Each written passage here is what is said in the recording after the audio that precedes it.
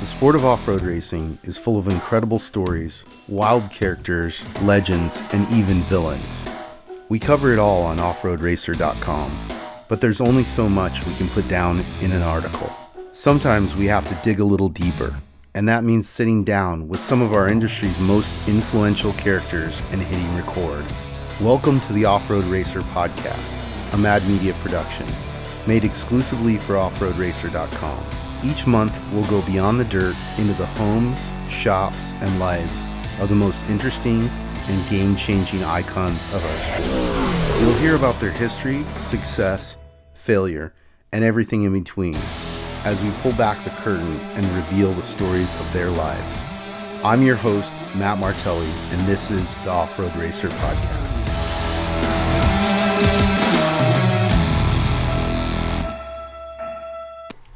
Welcome to the Off-Road Racer podcast. I'm joined here by my brother from another mother, George Hammel. And across from me is the mighty Mike Cafro. And the legendary Larry Roeseler. Larry, do you have any nicknames? Because I feel like there should be like a nickname in between your two names, right? Yeah, I don't think so. I mean, over the years, LR was just, LR. And then racing in Baja, of course, I've sort of got that title going with Senior Baja, but no real good nickname, just LR. Yeah, I was going to go with Larry the Legend, Roeseler. Well, but there's Raglan, right? So we don't want people to get you confused. Well, they have confused us. It's funny. I've had people come up to me and call me Larry Raglan, or like Larry and I laugh about it because it's like, he's older than me, so I go, hi LR, and he'll go, hi LR. So I go, well, you're the original LR. So it's all good. That's pretty funny. Well, so 13 overall Baja 1000 wins. What are you going to do to top that? Let's make it 14, Matt. Let's get it right. Exactly. No, that I don't really keep real good, accurate stats of everything, but it was 10 on a bike, and it is 4 now on a car. So okay, so it's 14. So I was correcting you. You were okay. So we need to update the Wikipedia page. That's where I was pulling my. I knew it was a lot. I knew you were the, all-time most winningest driver. Who's won the 1,000 overall more times than anybody else, it's a crazy feat. I mean, especially because most people go their entire lives with one goal, which is to win one Baja 1000, right? Yeah. Well, and to win the Baja 1000, most people say, oh yeah, I've won the 1,000. It's a class win. There's like, to win it overall is obviously, that's a big deal. But there's a lot of classes, a lot of class winners, and definitely not taking anything away from everybody that participates and wins their class. It's a huge feat. I have 14 overalls, but I also have another, I think, 4 class wins. Right. So technically I got 18 or, whatever that number is. But it was sort of easier once I got to like overalls. It's just, well, let's just keep track of overalls. Right. For example, the Baja 500 is coming up, and I think I have 18 wins there, but I think there's 12 of those are overalls. So you won it last year? 2 years ago, yeah. Two years ago, and that was an overall, correct? Yes. And not to get too agey, but that was 67? No, I'm 66 now. Okay. All right. No worries. I'm going to be correcting Matt all day here. This is so cool to see. Like I love hearing all these statistics. Like lately, there's been a lot of statistics in motocross. Like Eli Tomac has 50-something wins, and Jeremy McGrath has 72. And Jeremy was talking the same thing. Like, I'm really stoked for Eli, but I'm stoked I still have that margin, like a buffer, like to who's going to catch up with me. I feel like Larry is the same kind of way, Matt. Like, he's got such a, outstanding career that it's going to be very difficult for anybody to catch up. Well, Cafro's working on it over there. Yeah, he's trying. I don't know. I'm not keeping track of overall wins. He's keeping track of overall wins at this point. Yeah, right. You're just going to stay focused on class wins. Yeah, I just want a win is a win in my book. Yeah, and believe me, it never started off that way. And you're right. I've been, just blessed with a career, a long career, and still enjoying it, still enjoy the people. And been really, really lucky. Physically, obviously, on a motorcycle all those years, that's one thing. And then been able to continue, doing what I love to do in the truck. So it's been quite fun. What's the thing that makes you not get burnt out or that has so much fun? Like, what's the reason that you keep coming back? Because it's awesome to see you out there. I don't even know if I have a good answer for it. It's a lifestyle for me. It's what I love to do. I rode my dirt bike 2 days ago, and tomorrow I'm going back to McCain, riding all day. And, on the weekend off, we go camping with the kids and ride, mini bikes and quads. And I spent a lot of time in Havasu with a training program for the military. So just off-road, and I love it. It's a challenge, no matter what, right? Even if it's just for fun or, at a high level, it's the ultimate challenge. So it's man and machine and sort of survival and, just, I don't know, it's just a life experience that just keeps going on and on for me. It's so cool to see that, Matt. Some people are addicted to progress, and obviously Larry has progressed a lot throughout his career, but it's still moving forward. Like, that's insanely cool.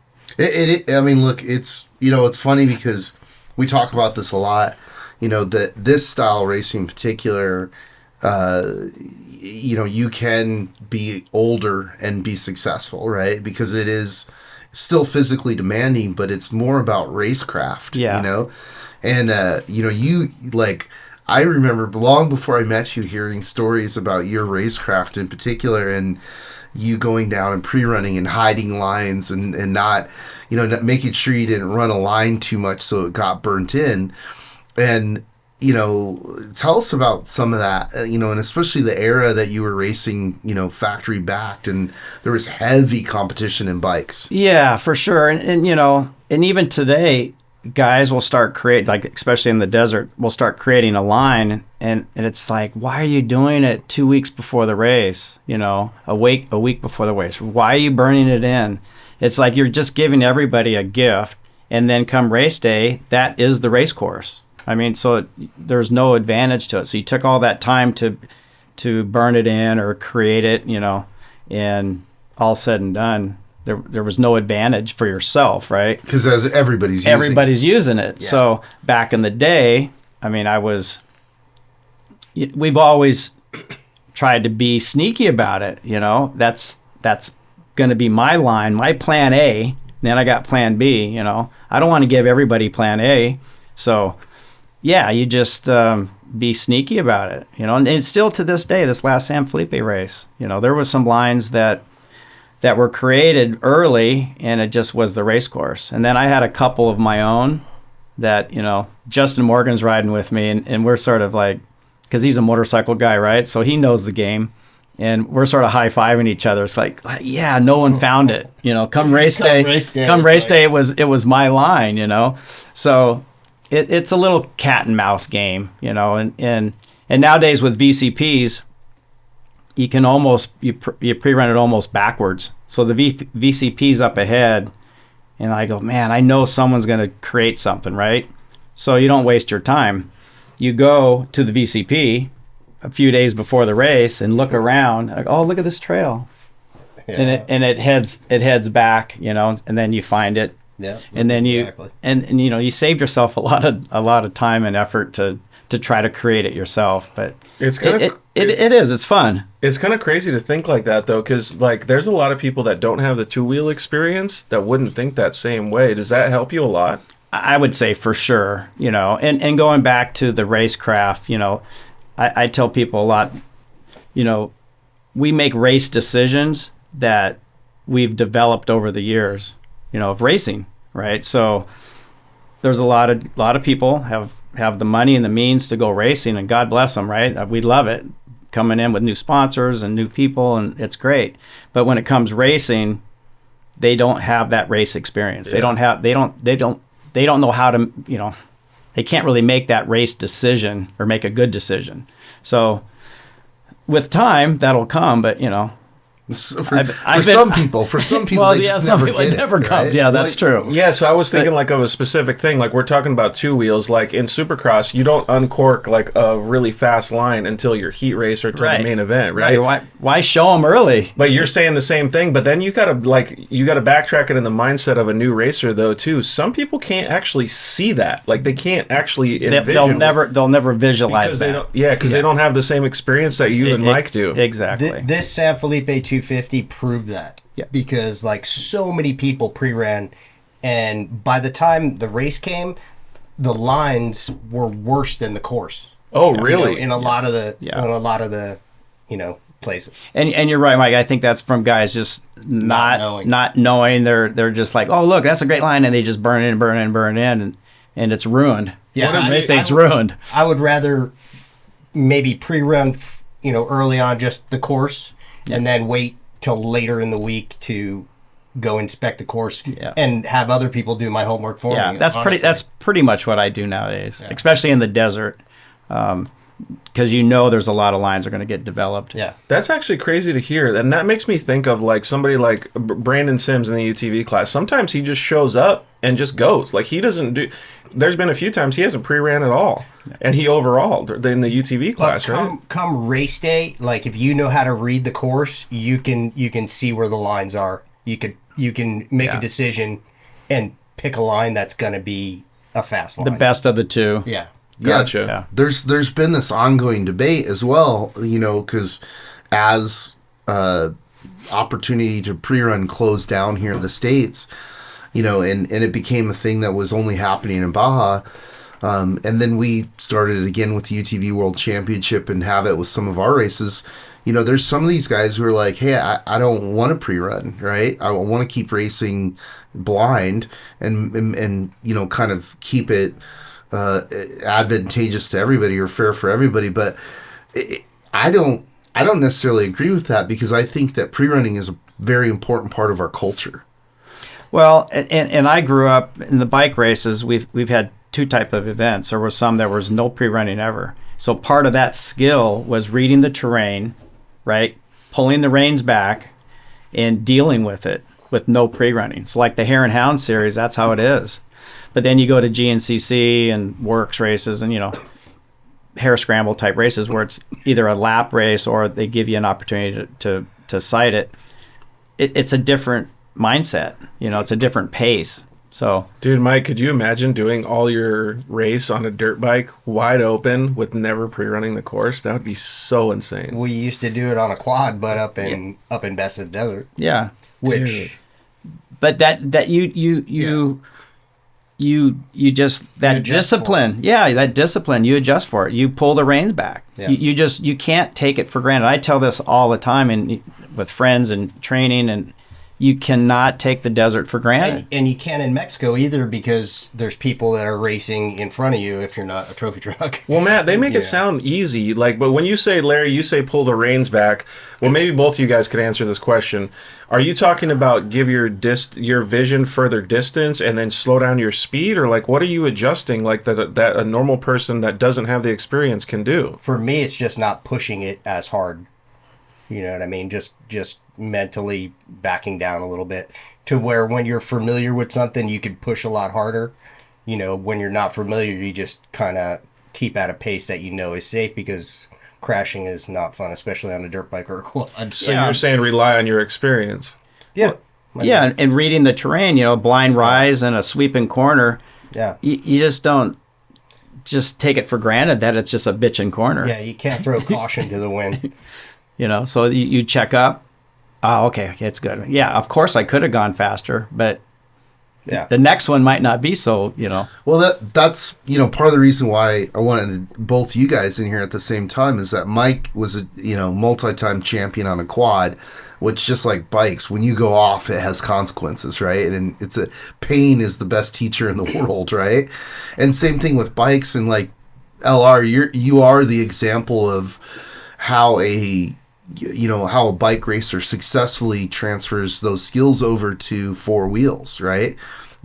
I don't know how many conversations I've had, with bike guys, and they're like, "Yep, I'm going to do the LR thing. I'm going to move into." I was Yeah. with Toby Price last week, and we were talking about it, and that was the reference he used. He goes, "Yeah, I'm gonna do the LR thing and race in a cage more, and let my body be unbroken for a while." Yeah. Well, for sure. I mean, again, all the years of racing, the discipline of reading the terrain, and the consequences if you make a mistake, right? I mean, I've had 20 plus broken bones, but I've also had a good career with racing bikes. But you just learn that discipline. You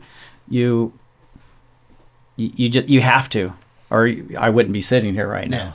Yeah, no, totally. Well, what I want to know is, like, what was it like in the heyday of the factories? Because, like, that's where I first remember, like, all the Kawasaki ads, and I think it was Fun Bike Center or whatever in El Cajon that I went to an autograph signing with you and the team, and it was like there were thousands of people there, right? It was big. Yeah, it was big, and it's sad to see it, the off-road side of it, not like that anymore. I mean, I'm a big follower of Supercross and outdoor motocross, and the fans and the following of it, right? That's pretty much how it used to be in the off-road. Now you go to an off-road race, I mean, it's pretty much, I mean, Mexico's different. There's obviously, they're huge fans of our sport, but here in the States, it's just, we haven't created those heroes anymore. It's not quite the same. The dealer visits, the dealer shows,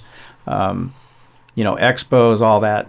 There's a couple names got rattled off to me the other day of this new kid that's just winning everything, and I just went, I'm sorry, I've never heard of him. Well, you're also not a big social media guy, right? Like, you're not on the... but, And back in the day, the bikes were huge. Oh, yeah.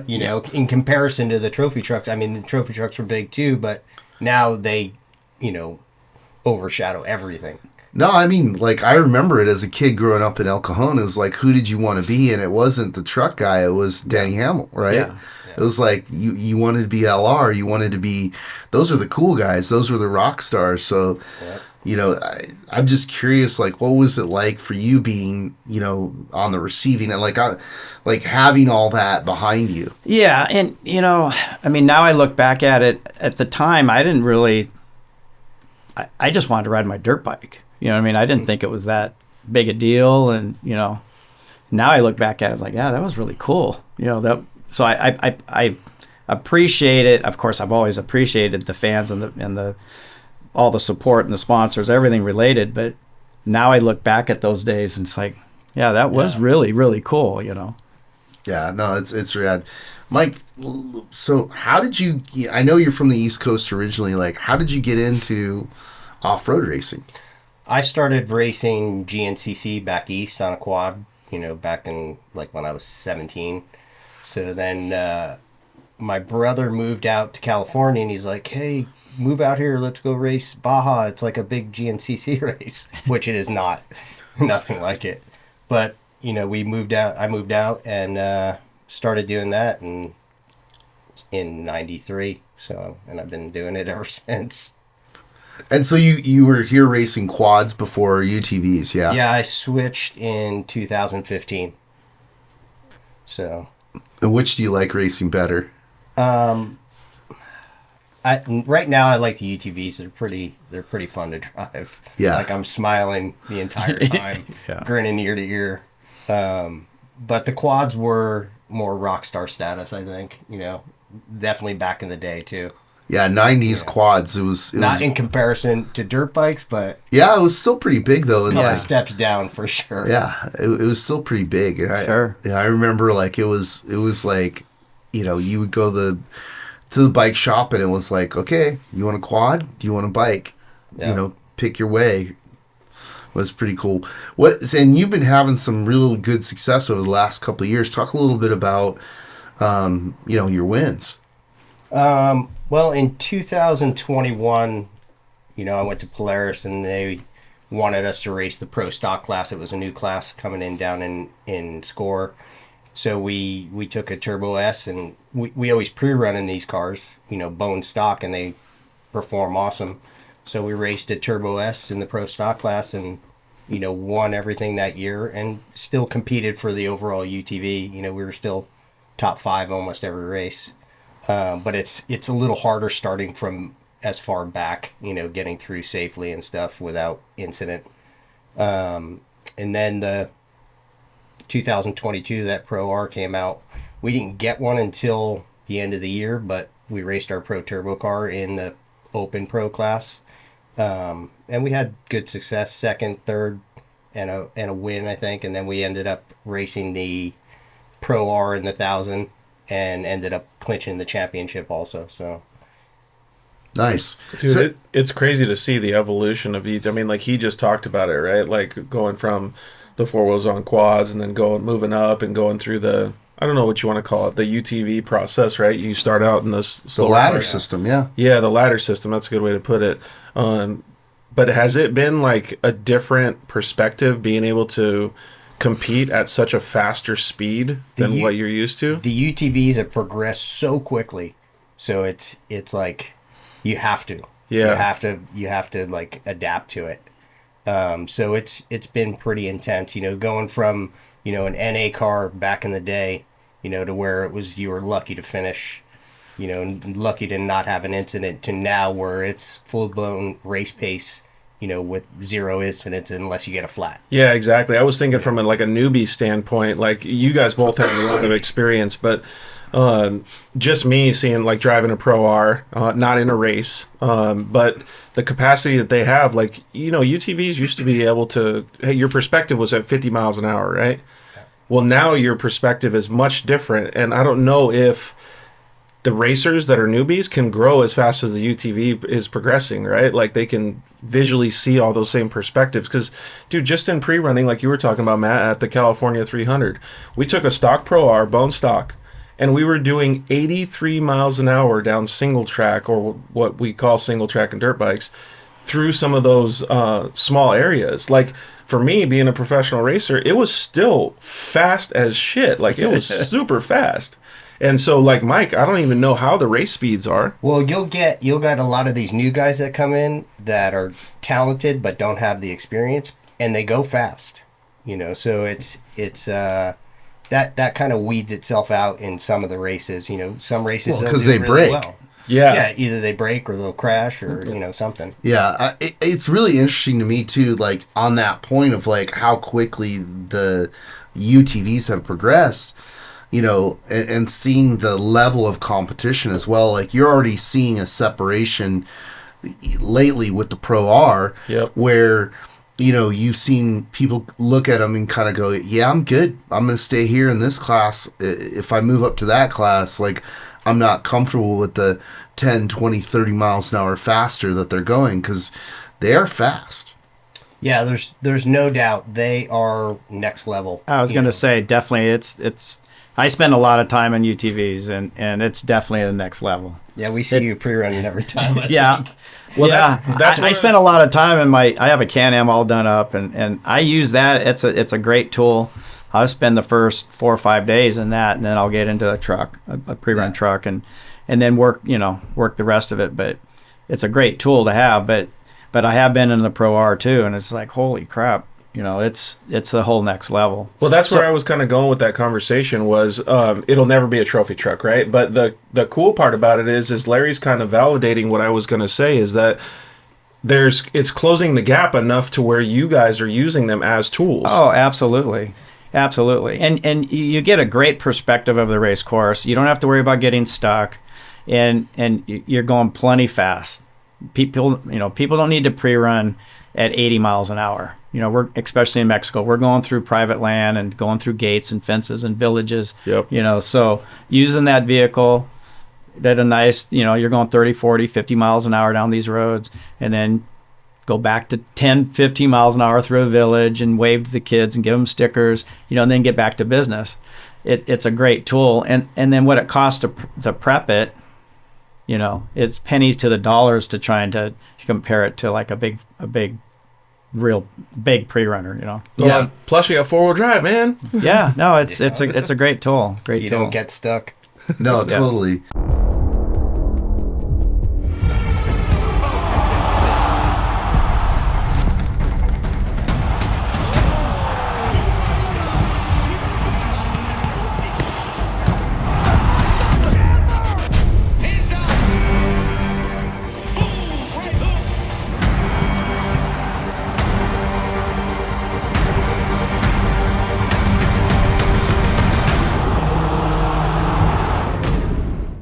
So, obviously you've been racing for a long time. We've seen this evolution happen with UTVs, but also, a lot more young people racing now as well. What do you think of the current talent pool that we have? Well, that's opened a whole new, avenue for that. I mean, it's been awesome. So you're getting, you can compare to look at Luke McMillan, I can remember when he was in diapers and driving around with, in his 1600 car, could barely touch the pedals, look at all the years of experience all these younger drivers are getting. And then when they do step into, it's that ladder effect, like you said earlier, right? And they start getting into the faster, bigger vehicles, they have that experience. They have that ability to read the terrain, have that racecraft. They've been groomed. They've been groomed, So they've gone through the process. Yeah, it's pretty crazy. I was at Dakar a couple years ago, and I was standing there with all the OG kind of heavies from Dakar, and Mitch Guthrie Jr. was coming through, and Cyril Dupre, and I'm going to mess up the accent here. He was like, I do not understand how these kids are so fast, right? And I'm like, well, that kid, he's been driving since he was 6, and now he's 20. Yeah. So do the math on that. Yeah. And, it's not like the old days where, you sell your company at 40, 50 years old, and then you're like, oh, now I'll go off-road racing. Yeah. So, yeah, I'm excited, but it's important to me that they also know the history a little bit. They show up and they're like, this is LR. Yeah. Right? Go Google him, right? So, but it's pretty cool. Well, it's funny. Most of the time, it's the dad that's all excited and wants my autograph. And the kid stand next to him, and he's just like, what's the big deal, Yeah. But the dad knows. Hey, to backtrack a little bit about what you're saying, maybe we'll get both your guys' perspective, Larry and Mike, is when you have a guy like Mitch Guthrie that comes up, I'm a big human body guy and mindset and stuff like that. So when you get somebody like him that's doing it at such a young age, the progression and the amount of learning that you can do in those younger years compared to what you can do towards the end of your career or the later portions of your career, I think that makes a big difference, right? Like somebody that starts in off-road racing at, let's just say 20 or 30 or 40 years old, they're going to have a lot slower progression than somebody like Mitchie because they can learn and sponge it all up, right? Of course. You can't teach an old dog new tricks, Yeah, there you go. That's sort of how I feel even about myself. Even years ago, I had opportunities to go race motocross. I rode for Yamaha, and not that I had the opportunity, but it was a discussion, and it was or road racing, right? It sounds great. I'm a big fan of watching it, following it, but man, this is what I know. Yeah. I'm gonna stick with what I know. Sure. Yeah, you want to start something new, you got to put a lot of time and effort into it. Yes. Yeah, exactly. Does that give you guys a good or bad future hold on what's happening off road since so many kids are starting young? I mean, because there's a lot of competition right behind you, right? I'm fine with it. Yeah, there was nothing negative about that. I mean, bring it on, and I'm gonna be. I'm going to be done here real soon. So, I love watching it, following it and seeing the progression and seeing it grow. So, yeah, I love that. That's the same way. Yeah. And the more competition, the better. Yeah, it's interesting to see the transition. But, I got to say, dude, 2 years ago when you won the 500 in essentially a 20-year-old truck, right? Against all the younger kids and all the new equipment, and yeah, they had equipment failures, but that's part of it, right? It's all part of it, penalties, VCPs, the equipment, the whole cat and mouse game of racing. That's what's so wonderful about our sport. It's not just a sprint, and our races in comparison, a sprinter or a marathon runner. You know, I've always been the marathon runner. So that's what our sport's about, right? We do have sprint races in effect, you know, but still, you know, you got to keep air in the tires. You got to keep the car on the road. You still got to make those right race decisions. And Matt, like, for me, like, I got to race with Luke McMillan and I won the 1,000 with him. Yeah. You know, so, I mean, it gives me goosebumps just thinking about it right now. I mean, it was such an honor and made me so proud to be part of. He's laying down history, you know. He's laying a path of these younger kids coming through the ranks and just being the guy, and to be involved with the McMillan team for those couple years and helping Luke along. It's just I love it, you know. I love being part of it. It's really cool to see. It's, you know, it's the old Jedi being recognized by the young Jedi, right? And you know, the McMillans are just stand-up people, and they realize, you know, the value of our culture, and I think that generational thing is really important. But, like, you know, to your point, yeah, you know, Luke is creating history now, but you created history. You've been creating history for a long time, and it's cool, man. It's like one of these things, and especially, you know, me being a shit kid from Michigan, and, you know, first watching this stuff on television and then moving out here, growing up in El Cajon, and, you know, becoming a part of this culture. You know, it's really cool to see that, you know, get passed on through generations, and also the respect, you know, the respect that Luke has in asking you to do that. He could have asked anybody, right? And that really made me respect Luke more, because, you know, he did recognize the racecraft that you have, right? And obviously then you guys went out there and won it too. Yeah. That made it even sweeter, you know. Well, we had a couple earlier ones that we should have won. Power steering pump failed 100 miles from the end. And but, you know, it's racing, right? But what's so cool about Luke, he would always, even before that, he would come up to me and he goes, "Is there any, like," you can tell he's a little nervous, and this is like a day or maybe of the race or a day before the race. And what can you tell me? What one thing can you tell me that's going to help me this race?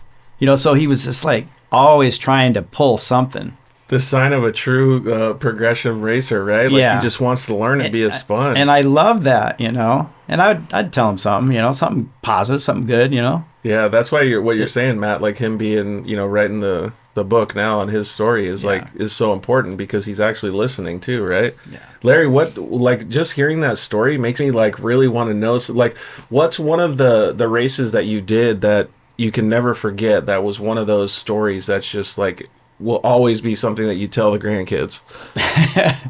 Oh boy, you know, there's so many.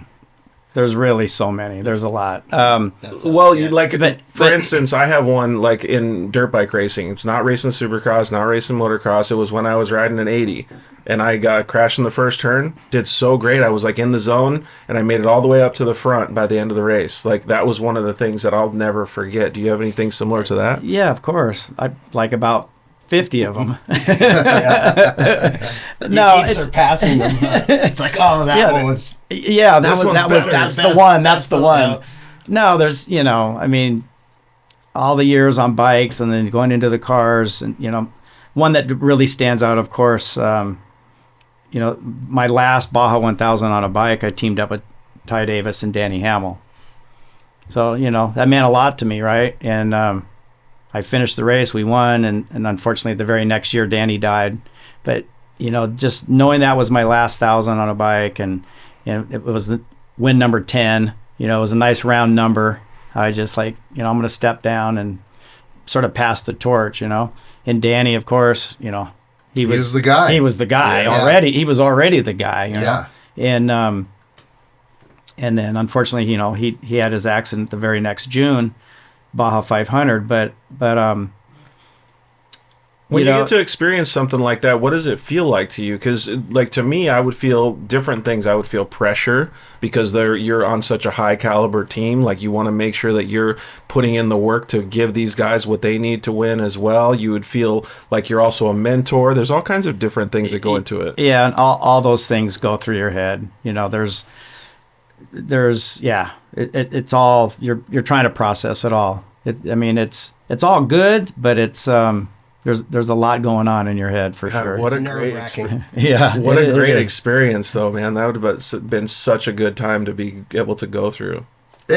I mean, I can tell you as a fan, as a kid growing up in that era, they were rock stars. Yeah, you know what absolutely. I mean? It was like they were more important than Supercross or motocross, you know, and you know, it was just the bike guys were the most important guys. They were like the matadors of desert racing, right? And you knew the consequences. And then, unfortunately, when Danny died, like that really hit home those consequences of like, you could die doing this, you know. And here's one of the best, if not the best in the world, had an accident and passed, and it was terrible, you know. And I remember that year as a kid and just being like, well, that shouldn't have happened. Like, why did that happen, right? And then now being older and understanding that part of the allure of Baja in particular is the chaos. You know, it is that it's not all homogenized like NASCAR or, you know, these other forms of racing. It's you know, there's a lot of danger, and that's part of what's attractive about it. I don't want to get too far off subject, Matt, and you can tell me if we can go on to something else. But have you guys heard about the airbags that they're using on the dirt bikes now? Yeah, definitely. They're wild. Yeah. Like, it's crazy because they've actually saved a few people.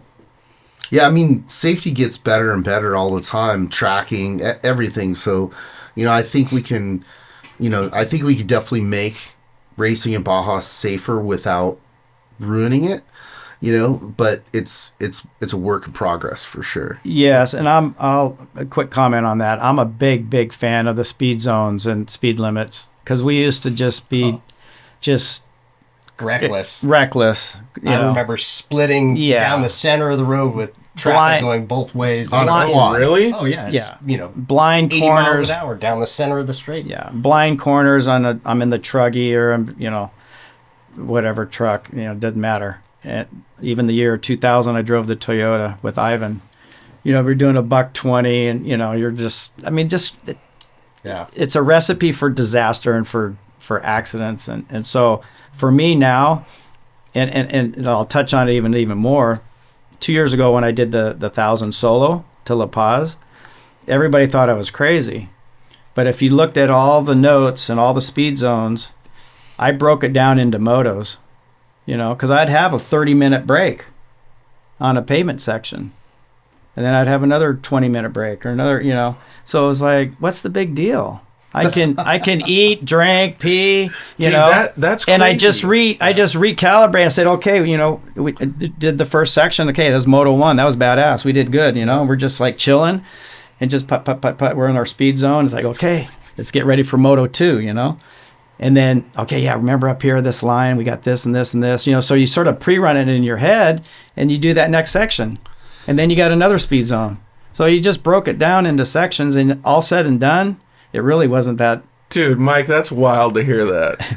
I mean, It was reckless back in the day. I love the mindset that off-road teaches you, right? Yeah. Like one of the things that you come away with from pushing yourself beyond what you think you're capable of, and you know, I say this to people all the time, being the promoter, is I tell people, look, we're going to show you something that you have inside of yourself. It's buried deep inside your DNA, and it's going to unlock. And when that unlocks, you get to realize that you're capable of doing this, and exactly what you're talking about. I mean, it's completely irrational and crazy to think, you know, that one person can solo 1,000-mile race, but yet multiple people have done it and done it successfully and won the race, you know, even overall. But the idea of that seems so ridiculous and impossible, especially when you talk to pavement guys who do 15-minute stints, right? Yeah. So they're like, you do what? Yeah. You know, and then they ask you a million questions. But that's one of the things that I love, you know, and is, you know, how just savage and badass the sport is. And, you know, whether it's, you know, soloing on a bike or soloing in a car, it's incredible. I don't think, for me, there's been anything that has ever pushed me physically or mentally as hard as tested you to me to where I've been like, I want to quit right now. And there's just something when you're racing, you just know you can't quit. Yeah. Yeah, quitting's not an option. Yeah, not in our DNA.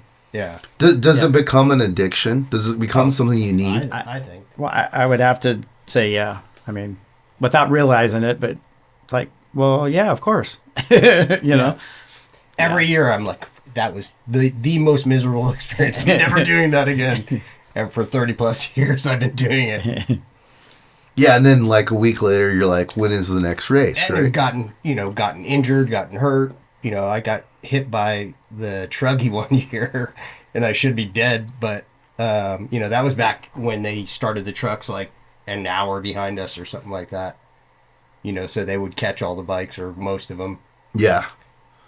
So, there's been experiences that would scare most off. Well, I mean, speaking of the truggy, that's being resurrected, right? And it's really cool that the Herps are not going to just let it be a shell anymore. They're going to rebuild it, and we're actually doing some stuff with them on it. But what you were one of the people who got to drive it, and that era was, is pretty badass. I mean, the amount of money that was being spent. And that vehicle in particular was like a spaceship had just landed, and everybody freaked out with like, this isn't legal, and all the crying and moaning and stuff. What was that like for you driving that vehicle? It was truly, ahead of its time vehicle. But yeah, for me, just getting off bikes, did a few years with the McPherson team, and then I got the opportunity. Troy gave me the call and got the opportunity to team up with him. Didn't really know that it was going to turn into that big a deal, but the truggy is by far, still to this day, you go to Mexico and go to the gas station, it's iconic. They'll come up to me and go, oh, where's the Tiburon? They all know it, and they associate myself, even though I'm not part of the Terrible Herps team, but they're such big fans, they follow it. And the vehicle itself was basically a trophy truck of nowadays. It could probably still compete really good with them. But being so early in that, development stage of trophy trucks, right? Like I remember Mr. H, Mr. Herps would tell Mike Smith, because someone would break, right? And he would just get in his face and tell him, I don't want that ever to break again. My boys, I don't want, take that chance of them getting hurt. He's just like, don't make that mistake. So the parts just got bigger and stronger, and you know what I mean? Money wasn't an object, right? So the best materials, whatever it took. So you just saw the whole thing evolve. And now you look at the truggy, and then you look at a current day trophy truck. It's like there's a lot of things that were, same. For me, from a design perspective, it was so interesting because really what was dominating at that time was, the TRD package, the Toyota, right? Which was light and fast, right? Yes. And so then this truggy comes out and it's just big and everything on it is bigger. They're trying to get BFG to build them bigger tires, and it's like, it was just crazy. It was opposite of kind of what everybody was thinking, like, and you driven both those vehicles. So, I mean, but as a driver, what was that like to be in that vehicle? I mean, I don't know. I just, as a kid, I remember people just being totally intimidated by it. It's like you mind fucked them before the race. Totally. I could be on the starting line, and because it's in class 1, right? It's open wheel. So the car in front of me, the guys, they'd come back to me. I go, look, man, be nice. I'll get out of your way. So I'm already beating them before we even leave the starting line. They already know that I'm coming, Just the intimidation. Intimidation. Yeah. Full on intimidation. Yeah. So, I just remember that era of the truggy that was just magical. That thing was just such a beast. It's so cool and intimidating. It had teeth along the side of it. It was like next level, like, we're here to race. It's going to get aggro. Yeah, no, it was definitely, intimidation was definitely a big part of it. But the vehicle itself, it was amazing to drive. And right after that, I did drive the Toyota for for 2 races. But I mean, don't get me wrong, it was badass, but it was hard to drive. I mean, it was real nimble, twitchy, not a stable feeling. But in the tight mic stuff, tight terrain, of course, it was, it was like a UTV. It was like just, man, you could just rip in it. But in the desert and the bumps and G-outs, that's where you had to be really careful. What year was it that the Truggy came out? I couldn't tell you, but I'm doing research. Do you remember what years that you were driving that thing, Larry? I started in it in 01. Okay, and it was for a few years before that. Yeah, obviously. And it was already up and running, yeah. Wow. That's cool to hear, man. So late 90s. Yeah. Yeah. Yeah, it definitely pushed the evolution of Class 1, which led to the evolution of trophy trucks, which, it's funny because I remember seeing the first sport side-by-side, and I said to the engineers, I'm like, oh, it's like a little baby Class 1 car. And they go, well, what's that? Yeah. And I'm like, okay, all right, we got a history lesson here, right? Racing against your dad is something that 90% of the racers in the world will never get. I've accomplished everything I wanted to do, and now he's just like taking the reins. I want to be remembered for being a huge part of short course, not just racing, keeping it alive, helping it grow. If it comes down to the last weekend and I'm in it, the boys better watch out. For you, Larry, obviously you've had a lot of experiences, but is there one or maybe a couple that have stuck out that you're just like, wow, this is incredible? I mean, man, again, there's just so many magical moments. The finishing the 1,000 one year, I was riding for Yamaha, and Jackie Stewart was still commentating for NBC or ABC, I mean, and he's interviewing me at the finish. I mean, stuff like that. It's so cool, coming over the mountains, and you see all the lights of Ensenada. It's just like, it gives you goosebumps. Like, fuck, we're gonna do it. We made it. We're gonna get this. So that's a good feeling. Yeah, there. Like I said earlier, winning that last 1,000 with Danny and Ty, winning my first. Going from the bikes to cars, and then it took me a few years with Troy, and we won overall on the Truggy. Again, that was just a huge, just epic moment, to finally the 10 wins on a bike, and then it took me, I can't remember how many years it was later, 5 years later, to finally get it again in a car, so. Yeah, it wasn't from lack of trying, but it's a whole different beast, right? Yeah, and you got so many more factors involved. I mean, obviously the vehicles, more, chances of flats, chances of parts breaking. I always told everybody that too. Like, I'm like, yeah, dude, dirt bikes were like hard. You got to put a lot of effort into maintaining the bikes and I didn't even race desert. I just raced on the closed courses, right? Yeah. And then I was like, so you add 2 more wheels in a side-by-side, it should just be twice as much work, right? No, it's like 10 times as much more fucking work. Like, how does it work out like that? Is that science or what is it? But it's like a quad and a dirt bike. When you prep a quad and a dirt bike, if it doesn't cross that finish line, it's usually because of dry rider error. Yeah, exactly. You know that a prep job on, when it's done right, it's going to make absolutely. it. And I was going to say that, Mike. We never really went to a race worried about the bike blowing up or something, like at cars, it's a little different deal, like, okay, I better take care of my transmission. That's probably the biggest thing in the trucks is transmissions, right? That's the weak link. So side by sides, like there's a lot, but the belt, for example, the clutch, okay, I got to take care of my clutch, so on the starting line, you're already, planning your race. Where on a bike, it's how good a rider you are. Yeah. You're not worried about your clutch. You're not worried about your motor. And yeah, you can really like take it from a rider standpoint to a car standpoint almost, right? One of the things that we were talking about, Larry, was that we asked you a couple different questions about what were some of the most memorable moments, right?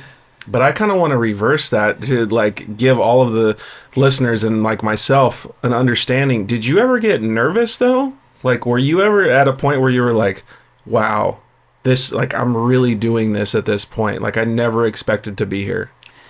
Yeah, I don't know if I ever, that thought really came across.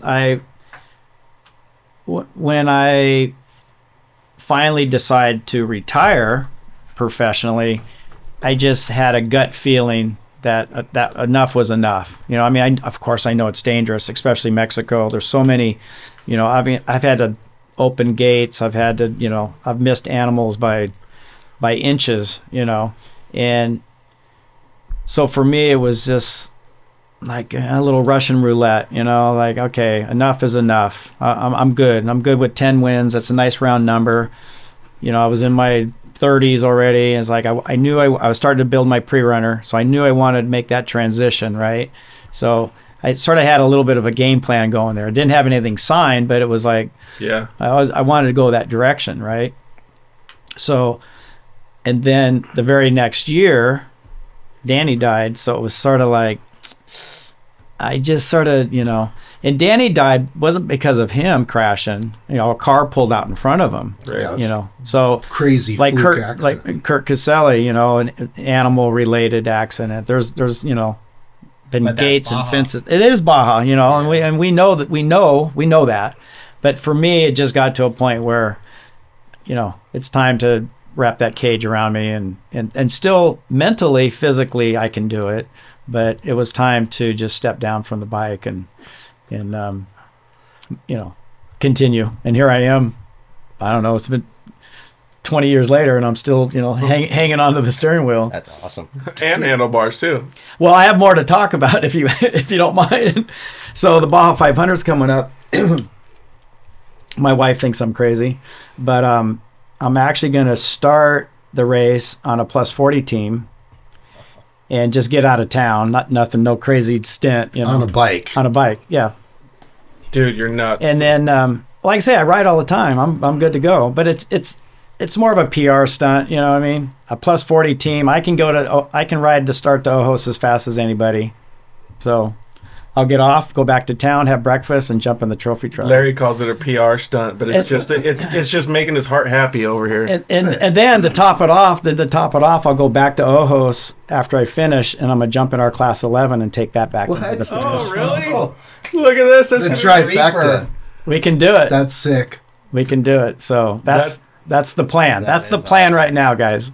Dude. That is awesome. That's gonna be awesome to watch. Yeah. You know, it's funny because a few years ago at the 1,000, there was a guy who, you know, he got lost. You know, it was like it took him 3 days to finish, and that story got more coverage than the guy who won it. So I think it's cool that you're doing that. You know, it's gonna rile everybody up. I agree, and you know, I'm having fun with it, right? I mean, even going to the race in the trophy truck, knowing what I'm driving, right? We've talked about this earlier. It's an older vehicle, but at first I was sort of bummed, and like, I wish I was in something newer and faster and better, and you know, want to run with these guys. But then it's like now it's turned into, it's just more of a challenge, and it's just like if I get second, third, fourth, fifth, I'm fine with it. I have nothing to prove.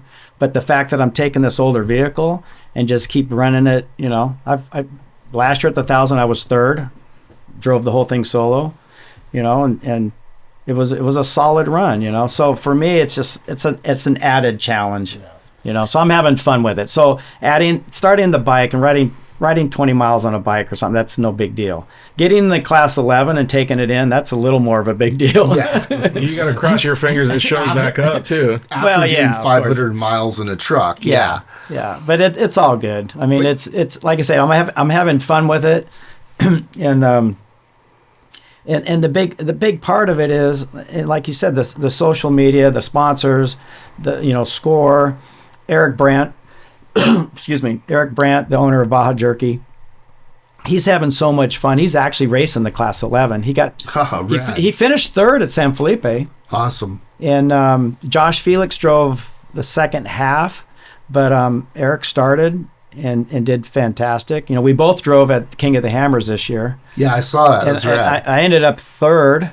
he ended up smoking his clutch. I think got stuck on a hill, but so he's going to start. We're going to continue the Class 11s, and I think from marketing, and everybody loves the bugs, and our plan is to have different colors representing all the different flavors. So we're going to have 6 or 7 of them done eventually. Nice. We'll put you in one, Matt.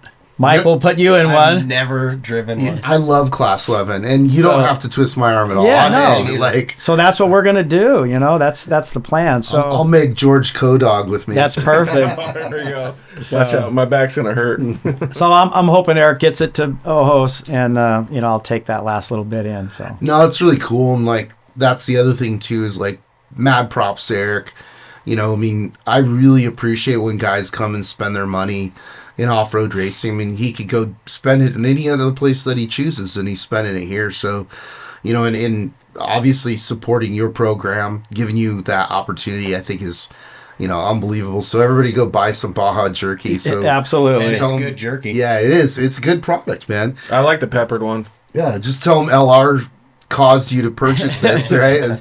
And no, it's cool, man. And I love that you're doing that, and especially, not to keep beating on the age thing, but that's to me what's cool. It's you're showing people hey man, you're not dead. You know what I mean? You can still go out and do some wild ass shit and have a good time. I don't even think of the age as even a factor. Yeah.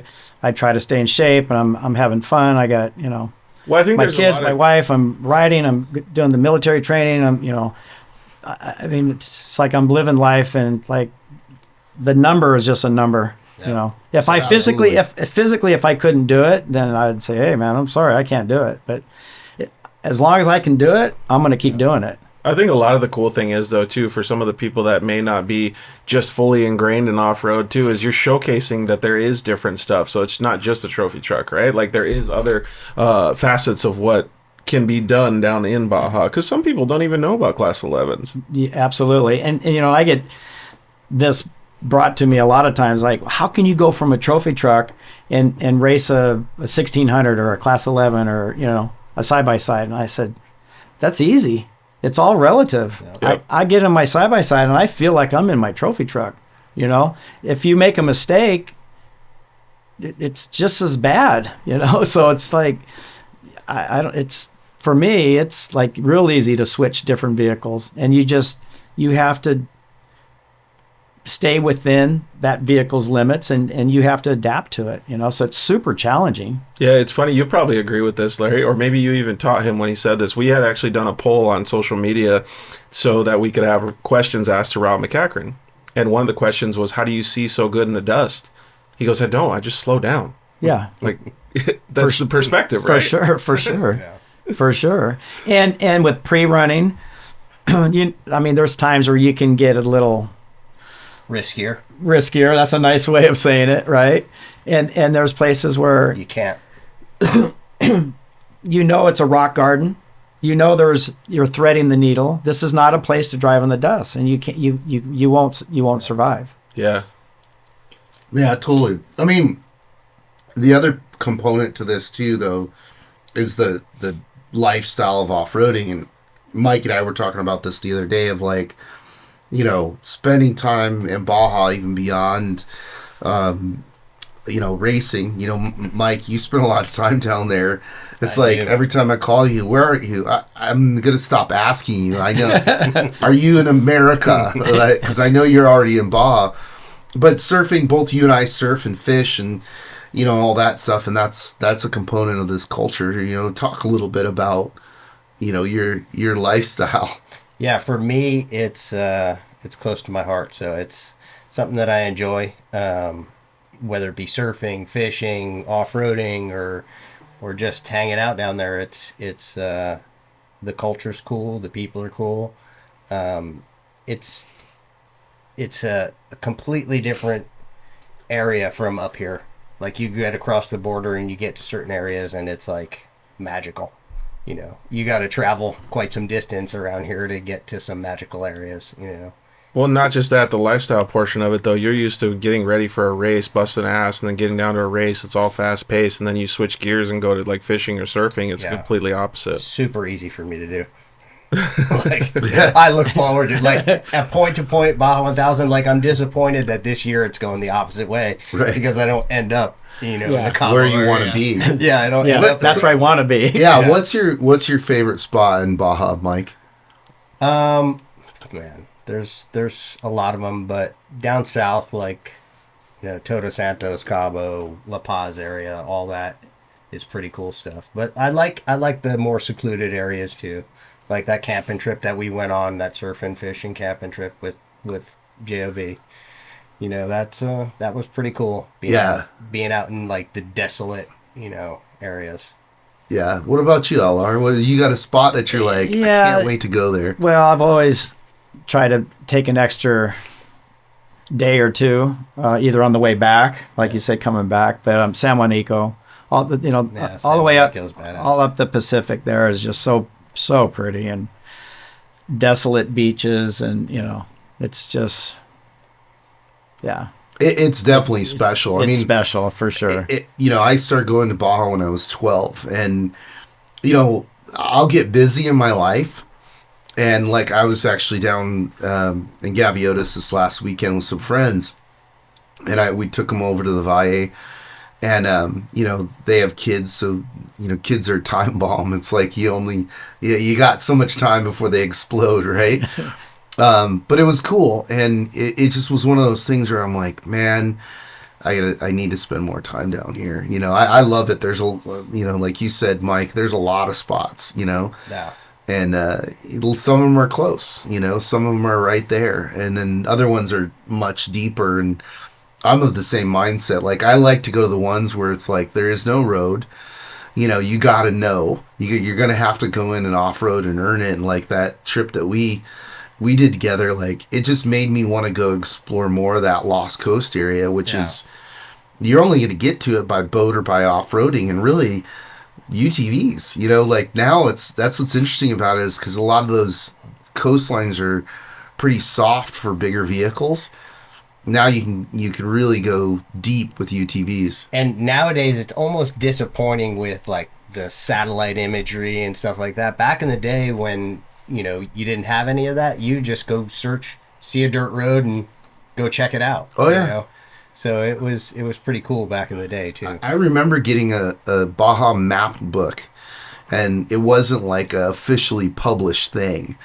And a guy who was like one of the OG bike guys gave it to me, and he's like, "Don't share this with anybody," right? Dude, that's so cool. Yeah.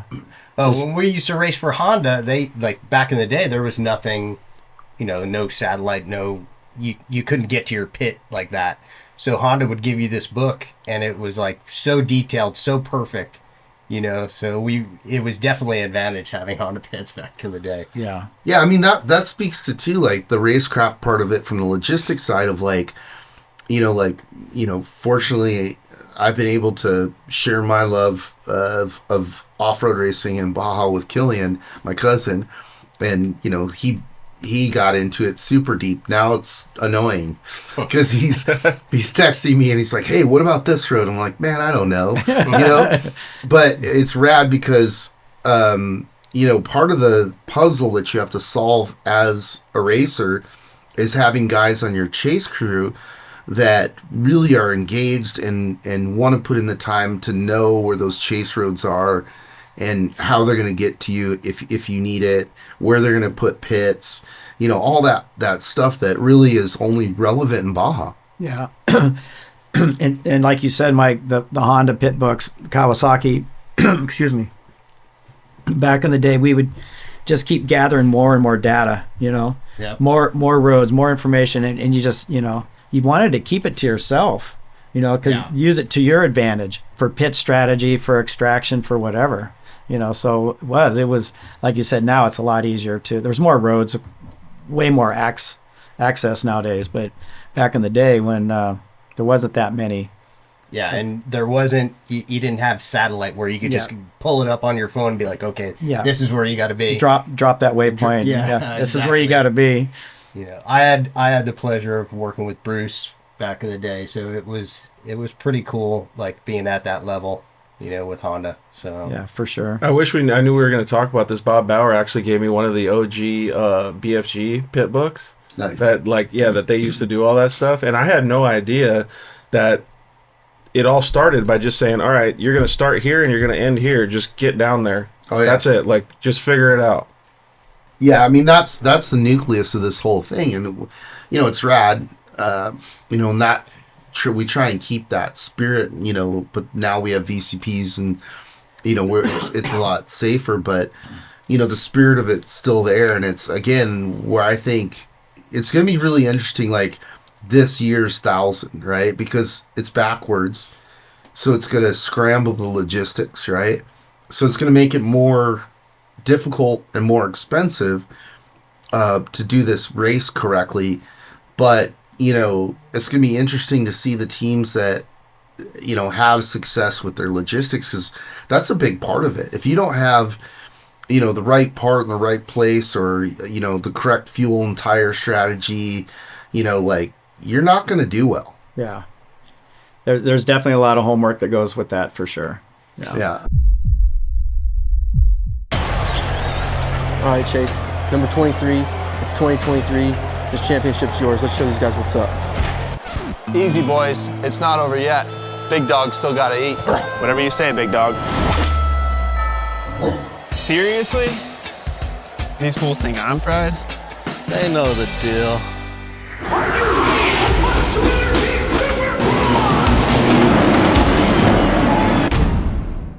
How much does it change the structure of the race when you are going backwards?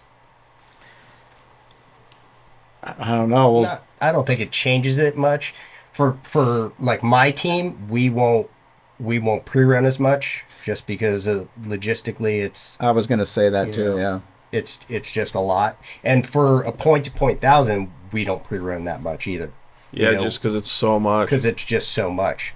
Back in the day, we used to, on a quad, I think it was more important on a dirt bike or a quad to do it, and for your riders to know their sections to the T, the being in a UTV or a truck, I think it's probably a little, less critical, Well, what about the course, though, going... Well, I guess in a layman's terms, you're going backwards. Does it change the way that you're, like, are the whoops cupped on one side and not on the other? Like that kind of stuff? I don't think that's really I don't think it affects it. That's not going to be a... Oh, okay. Yeah. I think because it's a longer, race, it's not like a loop race where, you're going to run it a million times and it's going to be really damaged going into the race. There's still some pre-running that goes on, but... it's going to be, it's weird. It's just a weird psychological thing to be going. I think it's just more of a mental thing. Yeah. The pits and logistics will, get all that figured out. The area down south is used a lot more from local races, so it's pretty whooped out and it's sandy. But then once we get a little bit sort of mid Baja, it's roads that really don't get used much. Rocky, cobblestone, old roads, or good graded roads like Bay of LA Road. Yeah. Mm-hmm. Then once we get further north and we get back into our, it's still a point-to-point 1,000. Yeah. You got to race it the same way. Yeah. Yeah. I mean, I'm excited. I think this is going to be a really cool one. I'm pretty sure Luke's going to team up with Rob Mack. I'm sure he's with Rob still. Yeah. Right. So it's going to be interesting to see who the teams flesh out to be. So yeah, it's gonna be exciting. So my team is Eric and I again. Nice. So 2 years ago, Eric Brandt, the owner of Baja Jerky, he rode right seat, and we did solo all the way to La Paz. Right. And actually, we were running well until a couple hundred miles from the end. We had transmission problems, but we made it. So solo. He rode the whole way. Nice. So he told me, he's already told me, he goes, we're doing a return trip. So there is no options. I'm driving solo, and he's going to ride right seat with me all the way back. Nice. So that's his goal. That's on his bucket list. So that's badass. It is badass. That's a long day. Yeah. It's a long. It's basically 2 days, right? But again, because of there's going to be speed zones. Yeah, you get some breaks. There's going to be breaks, and I just break it down into motos. Yeah, what we need to do, George, is we need to go down there and have like the water stand that they drive by and get the bottles of water like a bike race. Like a triathlon. Right, like I think we have to be moving those, so we have to be on some bus to hand you water or something. Yeah, like the people in the Tour de France running next to it, handing bananas. Right. No, it's cool. Like I'm always excited for a peninsula run. Like as a spectator, as a media guy, whatever role I end up playing, during this upcoming 1,000, I always get these cool moments where like I realize like you have to really earn it, right? You can't, if you go watch the start and you're like, cool, that was cool, you're not getting the experience.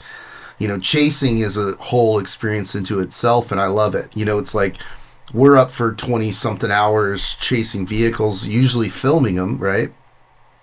But you get to see these moments, and one I remember very clearly was GNR Racing. Garen Cadiante was driving, and they were leading the 1,000, about to hand it off to Todd LeDuc at Loretto, and there was a pavement section, and so we were waiting for him.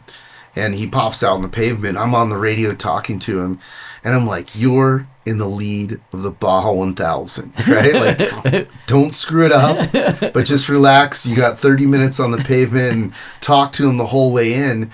And then he turns off, and then we kept going. And the guy next to me hadn't ever been to Baja, and he's like, "Wait, we just talked to the guy who's leading the race on the radio, and we're like not in trouble," and like that's incredible. And I'm like, it took me a little bit to process how cool that was. And I look forward to having more of those moments, going down, and being a part of that. It's really cool. It's really special. I take a lot of it for granted, honestly. Like, until you get to step back and other people come in and talk to you about it. Yeah. It's like, it's just going racing for me. And then, if somebody talks to you about it, it's like, yeah, that is pretty cool. Yeah, that was pretty cool. Yeah. Speaking of going racing, what are your plans for the 1,000 then? Are you going to go gnarly like Larry over here and solo it? It'll be just Jamie and I. I don't know if we're going to just be in the car, just the two of us the whole time. This past 1,000 really wreaked havoc on us just because of the cold weather and stuff, being in the car for that long, because we normally just switch seats.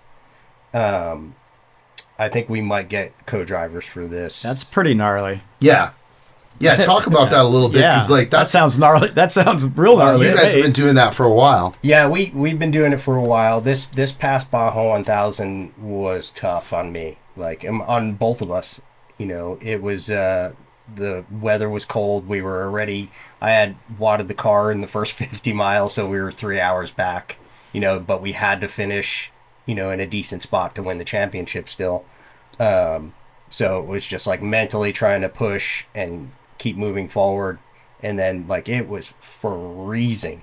Yeah. Like it was cold. And in the UTV, it gets frigid.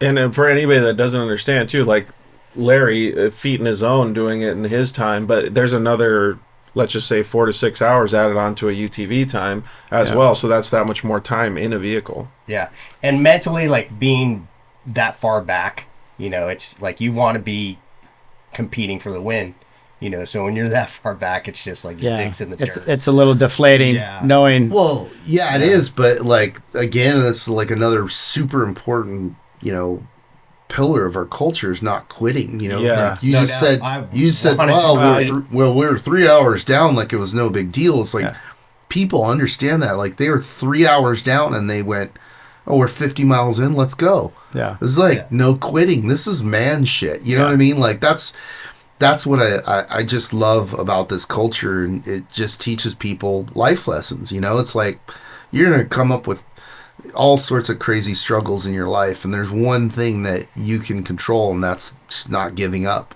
So what was the outcome then? So you got, what place did you finish at the 1,000, and then you obviously clinched a championship? Yeah, we ended up fourth or fifth, something like that, and won the championship for the year. So that's that never give up attitude. Absolutely, yeah. But like, if I didn't have the championship on the line and we were that far back, I would have probably thrown in the towel, only because financially, like, it's insane how much it would cost to get a fifth place have a or car. whatever, You have a car that's now, 50 miles in, and you have a catastrophe. It's still pretty solid. Yeah. For the next year. So you have to, there's things that you have to weigh out. And I've been doing this long enough now that sometimes it makes sense, sometimes it doesn't make sense. That's crazy to think how many decisions go through your head. But the typical racer brain kicks in. You're like, nope, let's go. So Mitch, why is this bike so drippy? It's our 23 race bike. We can start up front, work our way to the back. Bones can tell you about the suspension. The rear shock is one of the most critical parts of the bike. Pegs with the titanium mounts. Kashima coating here. Anti-gravity lightweight battery. Young's modulus. Horse and a half. Works chassis lab. More tie than a space shuttle. Really? I might need that repeated. This thing slaps. Slaps. Oh, you should have told me that earlier. One I just remembered, actually, it's a great one to talk about it because it involves LR, right? So we're at Vegas to Reno, and I can't even remember what pit we're at, right? And we see something coming, and we're like, that's weird. What the hell is that? Well, it's Larry driving the Herbst truck backwards. Yeah. He's hanging outside of the door because you can't see otherwise, right? Tell us that story. Yeah, so the transmission, like I said earlier, that's the weak link on trophy trucks. So we lost forward gears, but I had reverse, and we were still 20 miles or something, maybe like by Mina or something, about midway. So I just sat on the window edge, and could still reach the pedal, the throttle. Couldn't really do much of anything, but the steering wheel. Sat backwards, right, and my foot's back like this. I'm sitting on the edge, so I'm looking at the back of the truck, and I'm just driving it like this. And we drove it to the pit. They put a tranny in it. Tim jumped in it and drove it to the finish. Yeah, it was badass. I was like, that's awesome. Trying to get the shot and yelling at the same time, like giving him thumbs up. Dude, that's next level MacGyver shit right there. Well, it's just, again, it's like the testament of off-road of like, oh, we've one gear, it's reverse. We're going to use that gear until that breaks. Yeah. It's too easy for a lot of people just to throw in the towel. And for us, it's just not in our DNA. It's like, I don't care if I'm 10th or 20th. I mean, I want to finish the race. So you dig deep. There's times where you got to really dig deep. And, like you say, you're cold, you're tired, you're just limping along, but we're going to get there. Yeah, I'm sure you guys have been past the point of being cold, sitting in the trucks or the cars, right? And then all of a sudden you're just like, you know what? It doesn't make any difference. There was 1,000 that came up not too long ago, and it was up on the coast, like down further though. It was so cold, like we physically we couldn't do it. Like we had to pull in, and somebody gave us a sleeping bag, and we put it. Laid it across you. And it saved us. Like, we wouldn't have been able to finish the race physically without it. Dude, that's wild. And it was still the most miserable thing that I remember. And you just, when you're doing it, it's like, you got to keep going. You got to keep going. So the 1,000, we always carry a coat just for that reason, but it's awkward to put on. When do you put it on, right? I never take my belts off. And, I mean, you plan on just that. Put your arms through it? Yeah. I just put it on backwards, Yep, put my arms through it. And it's just covering my chest and my arms, So just a windbreak. I mean, obviously, if you got out of the car or it was a long pit stop or something, I'd put it on properly. But this last 1,000, it was cold. We went through El Alamo, by Trinidad, heading north, and that last bit it was cold. That last bit was like forever. So Matt, we should start a new segment called Race Hacks by Larry Ragland. Put on your jacket backwards and keep going. Well, that's part of it. Is like by Larry Ragland. Oh, sorry, Larry Roeseler. Oh, wow. See, I fucked it up. Wow. Well, I mean that's Racecraft. Yeah, let's give Larry a call and see what he has to say. See, that's some funny shit right there. Yeah, no, it's forever, right? But that's the funny thing about Racecraft. It's like all these little tricks. Like I'll never forget Ron Stacy, who used to be one of the main McMillan chase crew guys, OG racer. he was like, one day he was like, hey, make sure you always have a trash bag. And I'm like, to pick up trash? And he goes, no. Yeah. He goes, because if it rains, you're going to put that on, and Yeah. that's going to save you. Yeah. And like he said, I mean, you put it on upside down. And I'm like, what is this guy talking about? And what he was talking about is because all the water sits on your lap. So if you poke holes in it, stick it upside down, you basically have a diaper, right? It keeps the water off of soaking you in your lap, and I've used that, so... Dude, there you go. Race hacks. Bye, Larry Roeseler. Well, we've done the big trash bags even on bikes. Yeah. Just rip a hole in it for your head, and then out the ends for your arms, and you just wear it like a dress. Yep. And it's just, I didn't think about the diaper one. That's actually a pretty cool idea. Oh, it saved me. Yeah. It saved me. We were racing actually at Prim in a Jeep Speed, and we'd gotten some pretty good rain, and it's in December, and it's just freezing, and like my hands and everything else was frozen, but my lap stayed pretty warm and dry. So, what do you guys usually snack on in the truck, Larry? Jerky. Baja jerky. Mangoes. The dried mangoes are really good. Yeah, those are really good. Give you a little bit of sugar too. Yeah. It really is. It's a great snack. The mangoes. I don't worry about it too much in the shorter races. When I say shorter, San Right. Felipe, Baja 500. But obviously the 1,000 you need to keep up with fluids and some food. Do you guys do anything like pre-race or post-race to kind of save your body or to prep your body, or are you just active and healthy all the time? I don't know about you, Mike, but I make sure I drink a lot of beer and tacos. Yeah. That's sort of... Mike's never done that before. I do that. I usually don't call Mike for a couple days after a race because there's going to be hey, how'd you do? Well, after the race, I sent it, right? Well, there's a pre-race, and then there's a post-race. Exactly.